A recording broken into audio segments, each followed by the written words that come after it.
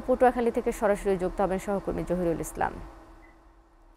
জহিরুল, এই মুহূর্তে আসলে দক্ষিণাঞ্চলের আবহাওয়া কেমন দেখতে পাচ্ছেন? বৃষ্টি হচ্ছে কিনা এখনো? গতকালকে থেকে কিন্তু আবার যে লঘুচাপের কারণে পটুয়াখালীতে বৃষ্টি অব্যাহত রয়েছে। আপনি জানেন যে ৩ নম্বর স্থানীয় সতর্কতা সংকেত দেখিয়ে দিতে বলা হয়েছে। পাশাপাশি বঙ্গোপসাগর উত্তাল এবং এই লঘুচাপে কিন্তু আ আ আমাদের এখানে যে দমকা হাওয়া কিন্তু সেটাও রয়েছে।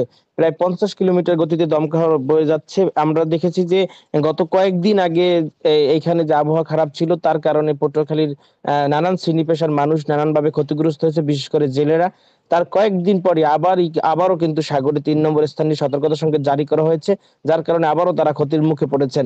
বিশেষ করে যে এখানে যারা বীজতলা তৈরি করেছেন আমনের তারাও। আর আপনি যেটা জানতে চেয়েছেন যে আসলে আবহাওয়া কেমন?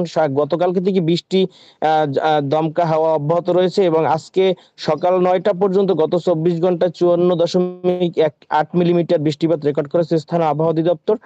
পাশাপাশি কুয়াকাটা কিন্তু সমুদ্র সৈকত সেটা উত্তাল রয়েছে। পর্যটক কিছুটা কমেছে।